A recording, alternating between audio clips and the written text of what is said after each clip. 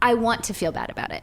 Yeah. Conviction. Okay. I love that you said that, though. I want to feel bad about it because that's what's true. Because that's what's true, and that's where we struggle. And Emily brought up a good point that, like, we don't talk about gossip anymore. We spent a lot of time on gossip when we were in the youth group, at church, at summer camp, and at D Now, and all those weekends. But, like, we don't hear many sermons about the seriousness of gossip. And what's interesting is that in Scripture, when it lists out sin, I always think it's interesting that being obedient to your parents is always included in that list. I mean, why do not? I mean, I love my parents, but is there like an ending point to this? No. Why is it always? But gossip is always included on that list too. Yeah. So why do we feel like it's okay? Why do we feel like it's almost like, I don't know, a right? If I'm just being honest. I think too, like, it's not just like listening to it is participating. We don't think about that as well, but also being the one who's giving it, processing, quote unquote, with someone, you know, calling it something that it, you know, trying to make it sound flowery or heart. You're right. I think that as adults, we have now we've repackaged gossip. Yes. And it's no longer gossip. Like, she told me that this happened, and we went there, and I was like, "Are you kidding me?" That's gossip that happens in the schoolyard.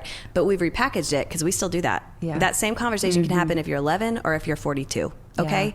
Yeah. But now we say it's processing. Yeah. Or it's just bouncing request. an It's a idea prayer off someone. request. Or if you're like a follower of Jesus, it's like, well, I just need to process so that I can know how to pray for her in our relationship. I need somebody to pray with me, maybe several people. But I do think, and Crystal, I would love for you to speak about this because I know that you've got some words of wisdom here. But there is a reality of needing to process, and what is the difference between gossip and processing, like externally processing? I'm an external processor. You're an external I'm processor. very external. And so it is like, I do want to hash it out. So what's the difference? Yeah. And I think too, like, I had to ask God to reveal in my own heart, even why would I do this? Why would I? And I mean, if we really look as why we would go to someone else, especially if they're in the same circle, to talk about them, we want to feel validated. We want that other person to say, "Oh, I know, they made me feel that way too." Mm-hmm. You know, The thing we want to hear the most is if I went to Becky and I was like, "You know what? I love Crystal. I really do. Yeah. But she picks her nose and eats her boogers. It's true. And it's disgusting. It's gross. All I want to hear from Becky is, I know. Yes. She does. You want someone on your side. You want someone telling you. It's on your team. It is Yeah. a validation of the hurt. And especially when you feel hurt. Yes. You want someone to come in and be like, yeah, that totally was mean. Yes. That person did. And yeah. I understand why you're hurting so bad. Oh, you want someone to say that was totally mean. She totally does Shouldn't that. have done that. It's like to they you. jump in the foxhole with you to be mad at that other person. Yeah. When it's, anyway, like with Charlotte, there are a lot of things that her friends are telling her about. And I'm not saying she's innocent in this at all. I'm sure she is, participating in all the drama.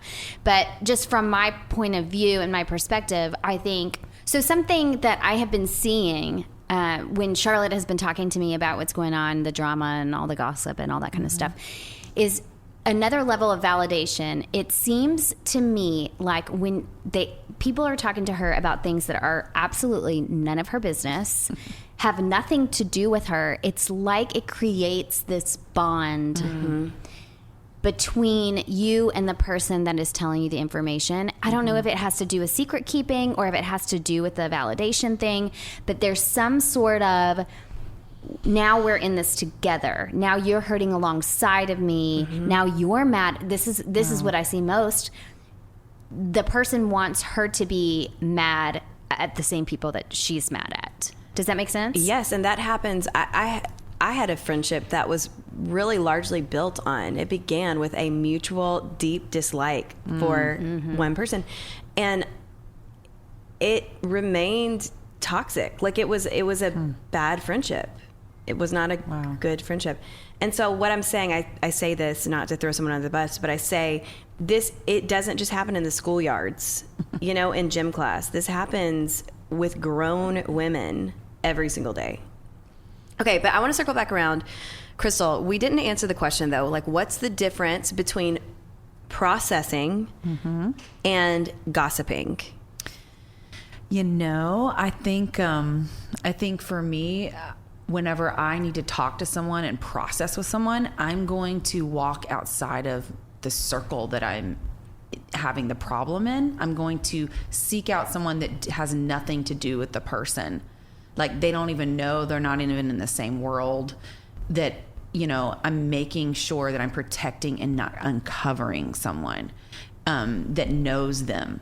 And so I try to protect it in that way. And also your spouse is a great place, because guys, they don't care. They don't care. They're just they're gonna let you process, or they're not try gonna to go fix and it. They're gonna try to fix it, or they're gonna try to fix it. Yeah. And we can talk about restoration, not fixing, but also too, if you have a counselor, it's a great place, you know. And if you don't, hey, we all say get one. There's no shame in that. Everyone needs I was just telling these girls, like, I need a quarterly brush up. Like, just once a quarter, just brush up on the old emotions, self-awareness. Yes. That it's not all everyone else's fault. It's also me. I'm at fault as well, and I need to help and fix myself. And I think we were talking about that too, is like, not only is there a responsibility on us that's talking to be careful who we're talking to and who we're processing with, but also to the listener. There is a responsibility, if you are receiving someone's hurt and pain and they are talking about someone, to be proactive in helping restore. And so I think that's one good guideline we could, when we're receiving information that is a hurt from someone, how can we help restorative, getting them to pray, getting them to reach out, you know? I was going to say, what do you mean by, what does that look like? So if I came to you and was talking to you about, if I came to you in a healthy way about a friendship that was outside of our circle. And by outside of our circle, I just want to make a clarifying statement. What Crystal means is there's 20 degrees of separation. Yeah. This person does not know this other person. You haven't heard about her. You haven't met her 3 or 4 times. You don't know her. Yeah. So Crystal is a neutral party in Yes. the conversation. It's basically, it's not going to affect her opinion on someone else. I don't know. That she doesn't know. So if I came to you and I said, this is the problem that I'm having with, you know, my friend, how would you help, A, shut it down, and B, help me to restore the friendship? Because I do think that there's a difference between, I think the line comes with, are you bashing a person? Do you just want to bash them and say bad things about them because you're angry? Or is your intention really like, I'm really hurt, or I'm really concerned about this friendship. I really do want to make this right. Do I just need to get over this, or do I need to go and talk to those people? But I think that you used a word, Crystal, earlier about protecting other people. And I think that when you are speaking about another person, if your intention is to bash, or your heart posture is anger towards someone because you've gotten hurt, then that is wrong. You should not be speaking about that person. However, I do think that if you are trying to resolve something and your heart is, I'm going to protect this person because I love this person, but I do want to address hurt or being wronged or confront that person, etc., and restore the relationship, you know, that could be the difference. But I would be interested to know from you, how can we encourage restoration with someone else if they're talking to us about a situation? So in my experience, when I have been a part of very healthy processing situations and restorative moments, first, the listener is always validating a true hurt. Like, you really are hurt. You don't want someone to say, oh, you need to get over that. Like we did. We talked about toxic positivity. They're really saying that must have hurt you. That must really hurt. And then there is the point where that listener begins to say, what are you going to do? How are you going to approach this now? Is this something now that we've talked about it, you can pray about it, you can let go? Do you need to talk to that person? Do you need to have a conversation with them? And then talk about how you're going to have that conversation. But one of the most powerful, I think, suggestions someone's ever done for me, the listener, whenever I've been hurt and processing, is they begin to look at that other person's story, and say, well, think maybe something's going on in them. Yeah. And they begin to have you empathize for the person that hurt you. I think that's really powerful. If you can get to a place where you begin to empathize and pray for another person, you may just be able to release it and let it go and let it be that.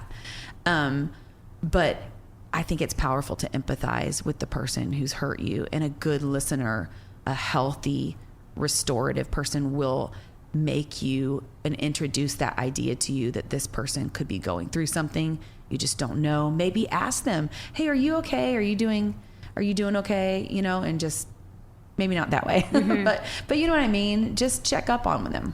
Do you think though that we should confront every time we get our feelings hurt? Because we've all had those people in our lives that constantly tell us what we're doing wrong, or the things that have hurt them, et cetera. And it's like, can I just, I live there. I don't want to say it's annoying because of course I don't want anybody's feelings to be hurt at all. And I want them to tell me so I can address it. But sometimes I'm like, I just don't, especially with Charlotte, I feel like it's not that big of a deal. It's just not that big of a deal. Okay, so Crystal, here's my question. I like what you're saying about having the restorative conversations, and if someone is coming to you with an issue and you don't know them, then you try to turn the conversation at some point to how do we restore that relationship? How do you restore the conversation in a non-husband kind of way, but also in a husband kind of way of how do we fix it at the end of the day? But here's my question. And I found myself in this situation. And listen, I've had relationships where these people, I've experienced this, where people have opened themselves up to be the person that anyone who has an issue with me comes to talk to. And so here's my question. What if you find yourself as that person, the person that anyone feels like they can come to quote unquote process about other people with? I think you have to be if you end up being that person, I think you have to be super mindful of what they're telling you. And I don't think you should be open to someone bashing. You were telling us about somebody that you used to work for that would say, when you would go to that person and talk about a grievance or something, they would say, wait, is this gossip or is this actually a feeling that you need to talk about? Okay, well, it was my boss, and he's amazing. His name's Will Pavone. Shout out. Hey, Will. He's not listening.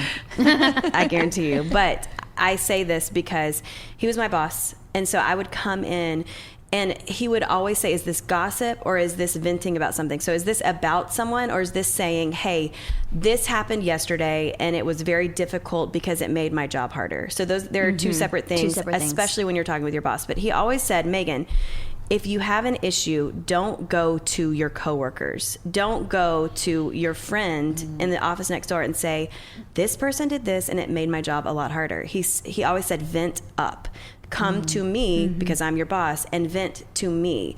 Don't come and tell me gossip, which has nothing to do with him or a situation that affects my job in any way. It's just about Joe Blow because he got macaroni and cheese and I thought that was very offensive. Don't come to him with that. Come to him, though, with any issue that affects my job, but vent up. Vent up to him. I love that, because we were talking when we were discussing this yesterday, like an actual, somebody did something that hurt you or an actual sin against you. Yeah. And Becky, you were talking about that and brought up Matthew 18. Yeah, well, I think Emily had pointed us to Matthew 18, which says this: if your brother sins against you, go and tell him his fault between you and him alone. If he listens to you, you have gained your brother. But if he does not listen, take one or two along. And then it kind of goes on, and it's how you confront sin in the church.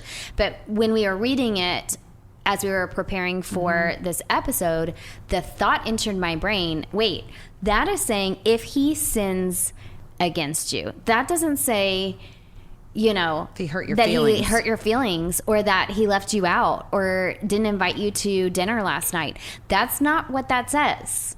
So it's talking about sin. So that could be betrayal. Yeah. It could be that your friend lied. It could be one of the, you know, an actual sin. And then let's talk about confronting someone else. But if it's a hurt feeling, then maybe, perhaps, it is that vent up situation where you're like, okay, I need to deal with this with the Lord. I don't need to externally process this. I don't need to continue to bash these persons. If I have a hurt feeling, and I think that the Lord validates our feelings. I don't think that it's wrong that you're getting your feelings hurt, or that it's upsetting to you, but maybe that's not something that you need to be talking about with anybody else. Can we just, except for God? can we just say, at every point in every situation, the first person you're supposed to talk to anyway is the Lord? I know, but it's so hard. Because you want that instant gratification. I know, You 'cause- want someone to actually say words, like actual tangible words to And you. God is not going to be like, I know. No, honey. Crystal eats her boogers and it's so gross. You shouldn't be friends with her. You shouldn't be friends with her, should you? No, God's not going I'm to say looking that. at Emily. Help me, Emily, please. It's just cracking me up because my daughter is 4 and she really does eat her boogers all the time, and she laughs so hard Okay, about some it. people are so grossed out right now. I'm sorry to anyone. I just love that you came up with that example on the fly. Like, we were sitting here talking about it, and she just said it out loud, and I was like, yeah, I know she does that. I guess if anybody has a right to say that about me, it's Megan, because we sit up all night when we get put in rooms together. Hey. Maybe I do things in my sleep. I don't know. You don't do that. But yesterday, for real, and this is Emily, by the way. Yesterday, when Becky said that, it was like a bomb went off. We Yeah. were all on the phone, and it blew our minds that fact that The there word is a sin. difference between a hurt feeling and sin. Yeah, dude. Yeah. And that hurt feelings are dealt with differently than sin. I feel like, I'm sorry to bring this up. This is my preface apology. Okay, listeners, this is not an Enneagram podcast, and we do not use the Enneagram as a crutch for our behavior. It's a self-awareness tool. It is a self-awareness tool, but I will say it helped me understand myself a lot. I am an Enneagram 8 with a wing 7, and they're the rough ones. They're just rough. It also means that they're a lot of fun. Okay. I feel like I have lived there. Where? Constantly apologizing for hurting other people's feelings, not necessarily sinning against them. We're in a meeting of 20 people. I might say something that is a little too blunt, and it rubs someone the wrong way. And I feel like I am constantly, less so now, honestly, but there was a season, constantly apologizing for just saying things in a way that wasn't as soft as they would expect from A woman. You were just being yourself, and you feel like you have had to apologize for being yourself. That's what I hear you saying. Yes, and I would say that sometimes, I would say a lot, there's a reason to apologize. So I'm not justifying anything, but I am also saying that sometimes I do say things that are just more blunt or direct, where if I was a guy, it would be brushed aside, but I do find myself having to apologize more. Like, hey, I'm sorry if that was a little too blunt, or I'm sorry if that came across a little too direct. And, you know, sometimes people receive that apology like, oh, no, it's okay that it was super blunt. I hear you, but it was pretty blunt. And so it's just those kind of things where I feel like Matthew 18, when you said that, it kind of, I felt a little Release, a little bit of freedom of like, okay, always be willing to apologize over everything, because that's just humility. And I want that over in my life. But it made me feel, when you said that, it made me feel like, oh, okay. But it doesn't mean I'm always sinning against people. Mm-hmm, and that made me feel it made me feel, I was going to say really special. Wow, Megan. But it made me feel good that I'm not, it was like the Lord, like rubbing my back a little bit, saying, hey, you're not always sinning against people. Do you think, though, in that vein, and I hate that for you, and I told you that yesterday, I don't want you to ever feel that way. That makes me sad that you feel that way about yourself. But I also think it's our responsibility to not be so easily offended by people. And I think too, it's important to give people the benefit of the doubt and try, if you're going to be in a relationship with someone, a coworker or a friendship, to understand them and understand where they're coming from. That is just so empathetic. It's a beautiful way to live. I mean, the Bible talks about living in such a way where you don't offend and you don't get offended. We should be protecting each other at all costs. And I mean, because that's what love does. It protects and it defends. And it thinks the best. Yes. Assumes the best. Okay, Crystal and I have a mutual friend, and they obviously have a name because their parents named them something. And so when we are going down a road that is not assuming the best of someone, we stop ourselves and we say, okay, be this person. Yes. Because this person always assumes the best. Yeah. And this person is not stupid. No. They know that sometimes the best assumption is not deserved, but because this person wants to be honorable before the Lord, they still assume the best and just continue on with their life. They don't get hung up on anything. They just assume the best, continue forward with their life. They're joyful, they're kind, they're gracious towards people. And so Crystal and I were always like, okay, be them. Be them. Be them. Be them. In this situation. Do you feel like, do you all struggle with getting stuck in the wreckage of someone else's gossip? Like you said that this person moves on with their life pretty quickly and doesn't get stuck in whatever's going on, whatever they heard, all of that, and they can move on. I get stuck there, and I think that that's where I get hung up. My feelings get hurt, and I'm working on it, but my feelings get hurt, and then I get stuck there. I mean, like, I've been stuck in other people's words that they have said about me behind my back for years. I mean, that's embarrassing, but that has happened to me. And I would love to kind of, we've all been hurt by gossip. Yeah. And I think too, like, especially Becky, like we said, we're not an Enneagram podcast, but you and I are in like the 2, 3, and 4s are in the heart.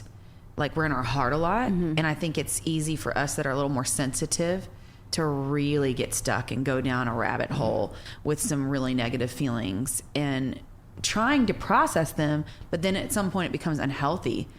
And so I just I've been praying about that a lot lately. I've been saying, Lord, help me.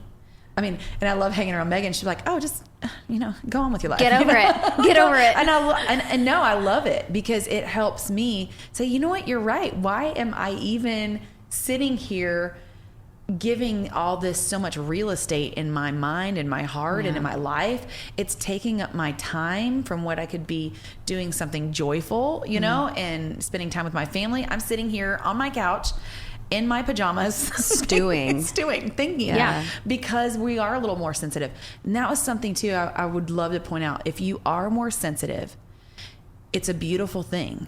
It makes you so empathetic towards others. But there's a dark side of the moon. There's the other side. You have to guard your heart. And when you start to spiral down with your sensitive feelings, it is okay. It is okay to say, you know what? Hey, I need to let this go and start praying for that person is a great exercise. That is a great exercise. It's a great exercise. It changes your heart. Yes.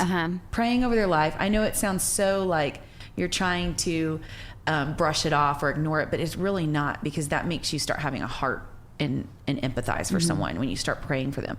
I mean, it might start off like, Lord, it might be like one of those Southern cussings, bless them, Lord, and you may not mean it, but if you keep doing it long enough and you keep thinking about their life and maybe they're hurt, and you may not know their family of origin story, you know what I'm saying? That's just a good way to stop and really empower yourself to move forward. Y'all, my mom, when I was growing up and I would be venting to her and telling her, I don't know, what my feelings were, I got my feelings hurt that day or whatever it was, something stupid, I'm sure. She would always, if I was angry or upset, she would always say, Becky, let's pray. Let's pray about this. And I was like, I love those Texas you moms. have got to be kidding me. I am angry and I want to be angry, or I'm sad and I want to be sad, or I feel this way and I want to feel this way. Don't minimize me by making me pray. This is what would happen though. She would, I don't want to say she would force me to pray, but I would just kind of roll my eyes and I would close my eyes and I'd be like, okay, well, she's going to pray and then I'm going to get out of here and be angry with my bad self again. And every single time when she would pray, my heart softened. Yeah. Every single time. And it's frustrating when she's right, but it's like, you're right. It's like it changes your heart and it also points you back to your relationship with God. Yes. And it softens the hurt feelings. And again, I do not want to minimize at all hurt feelings, because scripture is pretty clear that God cares about our feelings and he keeps our count of our tears in a bottle, and he's near to the brokenhearted. And I don't want to minimize anybody's hurt feelings or being sensitive or having hurt feelings at all. However, maybe it's time to stop gossiping to other people and talking about things with other people and really just talk to the Lord about it first. I think that's like really you good. said, addressing, talking with the Lord about it first. I think it's important. I do. Like 1 Corinthians 13:5 says, love is not easily provoked or offended. So if you're finding yourself being offended quickly, the first thing you're supposed to do is say, Lord, why am I offended? Like you just ask the Lord those questions. You don't have to like get on your knees. You don't have to make it a big thing. You just simply say, Lord, why am I feeling offended? Why am I stewing? Why am I doing this? Lord, would you please help me with this? Would you show me why? But I would say I can move past things probably a little faster than you. And but we all just We follow- love that we about love that her. about We you. love that about Megan. Yeah. But- we want to be more like Megan. No, you don't. But what I am saying is I pray I have to do that too. Because even though I get over it faster, probably the same amount of emotion is there. I still feel just as angry or just as upset or just as hurt. And so I have to pray as well of saying like, Lord, this person really makes me mad. And I'm keeping this very G. You're choosing your words. That's maybe not what she actually says. Dear Father, this person is awful, truly. No, but that's super G of sometimes how I go to the Lord about my feelings or my hurt or whatever. And I just feel like if I can't come to the Lord with my true feelings, who else can I go to? And I truly believe that the Lord says to us, like, the Lord desires to hear us say, Lord, who do I have but you? Where can I go but you? And so that's what I try to do. That's what I try to do. I mean, I can be hopping mad, baby. I really can. But before I call you or Crystal or Emily, I try to say to the Lord, Lord, I am so angry right now. Who else can I go to but you? And so I'm going to come to you with this, and then I do try to move on past, because like at the end of the day, like it maybe takes a day to get over it. That's it. Unless it's with my husband. And then I really, You like to hold on to it a little. the poor man, I love what you said yesterday. You were like, only the people close to you can hurt you. I'm Yes. like, I'm at the cashier Yeah, looks at me the opposite. wrong way. Yeah. I'll be No. going all the way home. No, only the people really close to me can hurt me and keep me angry for a long time. So like Corey can make me mad for days, but I bet we really do. That was the early years of marriage. Now after counseling, it's just the Enneagram. Hearts and sunshine. We really do try to work through it really fast. But with people who I'm not close to, or if I've just found out that someone's talking about me or whatever it is, I work it out with the Lord. And I do ask the Lord, is there any validity here? Like, do I need to go and apologize? Because I am more than happy to apologize. I've learned that lesson. Apologize apologize quickly, confess wrong quickly, and just be done with it. And so when it comes to that situation where we just need to find resolution and move on with our lives, like that's what I try to do, is find resolution if resolution can be found, and then high five and move on with your life. And it doesn't require me hashing it out with anyone anymore. It doesn't require me thinking about it anymore. It doesn't require me wasting any more breath or words on it anymore. Just move on with the Lord, move on with that person. Whatever the outcome is the outcome, but make sure above everything else, you are honoring God and you are being righteous. And what I mean is by righteous, you are in right standing before other people, and you are in right stand as much as you can be. Yeah. And if you are in right standing as much as you can be with the people around you, then you're in right standing before the Lord. And that's what I try to do. I love that. And I love practical ideas for us to be able to practice, to shut down gossip and to not gossip. I think it's important. I think that's why we started this conversation, is we want to see a change and a shift, especially in church culture, you know, because prayer circles can become a place where people process, quote unquote, things. But as we were talking, I just think about it all stems from what's going on in your heart, and to remember that proverb it's Proverbs 4:23 that says, "Above all else, guard your heart, for everything you do flows from it, even your words." And so when we're taking time to be like, wait, and we shut it down inside of us first, like we can gossip, you know, inside of ourselves first, so it's going to come out when we get around other people. So already going ahead thinking the best about somebody. That was another thing that we talked about. Like not practicing being that. righteous, not thinking you're right and they're wrong and your ways are higher. It's no. But how do you shut it down?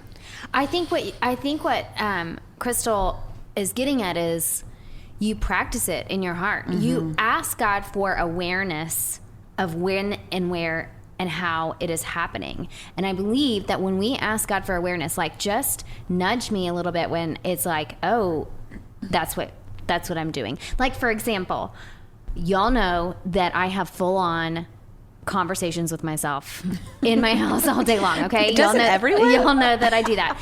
And I have felt convicted about it. Not that it's wrong to have conversations with you. I mean, you're sounding very self-righteous right now. I felt quite convicted. No, I felt, so when I was telling Magen about the conversations that I was having, she happened to be also talking about prayer that day. And so we kind of walked through what she was about to teach on. And then I had another, like a holy echo in my life where somebody else was talking about prayer. And so I started to think, I spend an awful lot of time talking to myself as opposed to talking to God. Okay. Wow.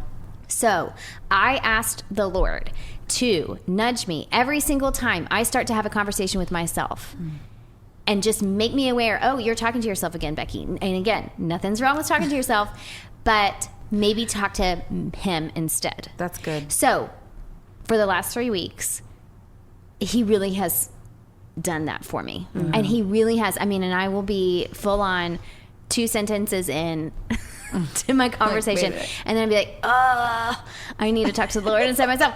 And I think with the gossip, when we have a true desire to shut down, which again, maybe you don't have the desire, but we need to pray for the desire to shut it down. That is the first step. That's God, the first step. Give me the desire to. Like being honest. It's like I do. Why do I enjoy it? I enjoy the gossip. And so trying to shut it down immediately and asking God to prompt us and just nudge us a little bit when it's happening, even if it's in our hearts, like Crystal was saying, because it does all come from our hearts. And when we're assuming the best about someone else and saying, hey, something else is going on in their life, then we are able to shut it down internally first and recognize it when it's happening and walk away when we can, divert the conversation. We don't have to be the person that's like, is this gossip? Right. Because I do think there's a difference between when it's your boss or when it's a peer and it comes off a little self-righteous, but we can shut it down. And I think Crystal's so right with the guarding your heart, and that's where it starts first. Okay, but can I ask the question? Yes. I'm going to come to you No, I'm not. I'm setting the scene. Okay. Oh, I'm like, really? I'm coming to you, and I'm Give like, me the details. Becky wore brown pants and black shoes. I would never wear brown she pants didn't. and black shoes. So then, what do you do? What do you do? You know, sometimes silence is just great. Interesting. So, like, do you just not feed into the conversation? You just don't expand. Do you just try say, to change the subject? Yeah, Well, that's when what we're I would being do. like that one Deflect. person that we talked about earlier that is always positive, but, you know, they do that. They just are silent. They'll go somewhere else or they'll just be quiet. You know what? They disappear. That is so true. Yeah. It's all of the sudden when when the conversation turns just a little not nice. They're out. They're out. Yeah. You know what? That's a good Guys, ladies, I've And you know what they always do too is if you do, he does start to empathize, and it is a guy. Yeah. And also Ephesians 4:29. His name's Rick. Just kidding. Yeah, Ricky Bobby.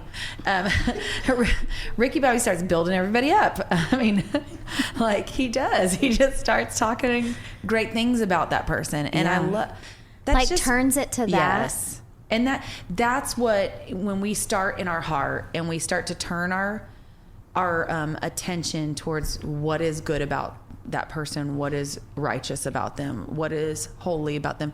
What are the good things? And also, too, when we do talk to God, it's like about them. You're talking to somebody who's for them. So that's the difference when we're talking to God. And like you were saying, Megan, venting up. Venting up. Yeah.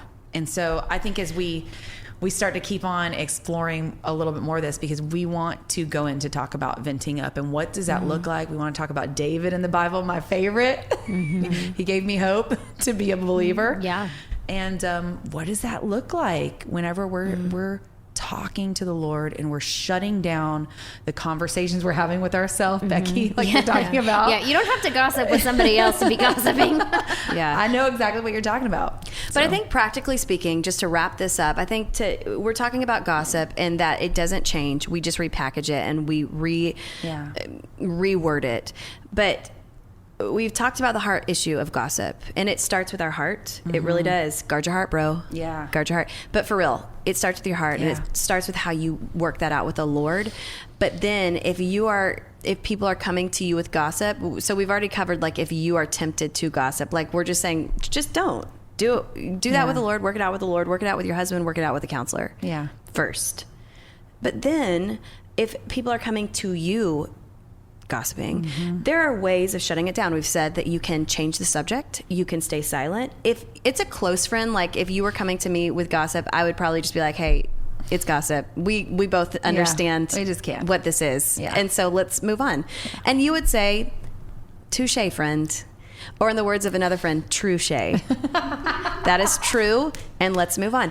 And so you know, you have that. If you don't have that relationship, if you don't have that close friendship where y'all can just be like, let's just call a spade what is a spade, you know, then what we would be saying is, you know, change the subject. I think authenticity and vulnerability do go a long way of saying, hey, I love you. Yeah. And I want to talk with you about anything. I really care about my relationship with the Lord, and I want to protect that, and I want to be right with the Lord, and so I don't want to engage in gossip if you don't mind. Yeah. But I love you, and I'm not judging you, and I think you're wonderful. Yeah. Yeah. Could we not do this, though? Yeah. I think that those conversations also have a bonding effect, and They do, and it's a better bond. It's a better kingdom bond. It's a bond. holy, Yes. it's a holy bond. It's hot. And so I think that's what we're saying is, Yeah. don't gossip. And we're saying it to ourselves, honestly. Yes, that's because why we are all- having yes, this that's why we're conversation. having this if I haven't already been honest about where I'm at. If we're asking, is it our tagline? If we're asking the question, the answer is yes, but we're asking the question to each other because we're doing it. And in Becky's case, she's asking herself. And answering. Becky, do you gossip? But I'm Becky and I'm in my kitchen. Becky, do you gossip? Yes, you do gossip, Becky. That's the conversation. So good. Did you watch my camera yesterday? No, but you Marco Polo me enough for me to figure that one out. I love it. These are important. This is important, though, y'all. I mean, we're laughing, but this is important. This has got to stop. I mean, think about it. On social media, it's really rampant. and our kids and what they're facing. And so it's a real thing. Hey, thank you so much for joining our conversation today about gossip. We hope you enjoyed it, or at least were convicted. Or if none of those things happened, we hope you laughed just a little bit. We're going to continue our conversation about venting up, working things out with the Lord, praying, all of those things. We are so excited to talk about that. But until then, I'm Megan. I'm Becky. And I'm Crystal. And Emily's over there hanging out with us every single day, all day, no matter what. Again, thank you so much for joining us. Please hit that subscribe button and share us if you're enjoying it, and we'll see you next week.